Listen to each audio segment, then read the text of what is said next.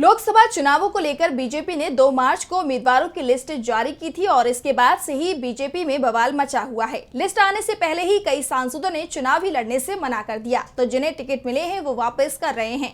और अब जो खबर आ रही है वो और भी चौंकाने वाली है, जिसके बाद बीजेपी को उम्मीदवारों की लिस्ट फिर से जारी करनी पड़ रही है। तो क्या है खबर, देखिए ये रिपोर्ट। बीजेपी ने लोकसभा चुनाव के लिए 195 उम्मीदवारों की लिस्ट जारी की थी और इस लिस्ट में जिन उम्मीदवारों के नाम थे उनमें पवन सिंह, जिन्हें आसनसोल से टिकट दिया गया था, उन्होंने चुनाव लड़ने से मना कर दिया, पार्टी को टिकट लौटा दिया।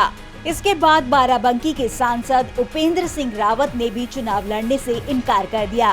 कई सांसदों ने तो राजनीति से ही संन्यास लेने की बात कही है। लेकिन लिस्ट में सबसे बड़ी गड़बड़ी असम के उम्मीदवारों के साथ हुई है। बीजेपी ने उन सीटों से भी उम्मीदवार उतार दिए हैं जो सीटें हैं ही नहीं। दरअसल हाल ही में असम की लोकसभा और विधानसभा सीटों के लिए परिसीमन किया गया था, जिसके बाद कई संसदीय सीटों के नाम बदल गए तो कई की पहचान बदल गई। सामान्य सीट आरक्षित हो गई और आरक्षित सीट सामान्य वर्ग में चली गई और बीजेपी ने पुराने संसदीय क्षेत्रों के आधार पर ही उम्मीदवार घोषित कर दिए। और जब बीजेपी की लिस्ट आई तो पार्टी सवालों के घेरे में घिर गई। दरअसल जिन सीटों में बदलाव हुआ उसमें करीमगंज की सीट पहले अनुसूचित जनजाति के लिए आरक्षित थी, जो सामान्य हो गई।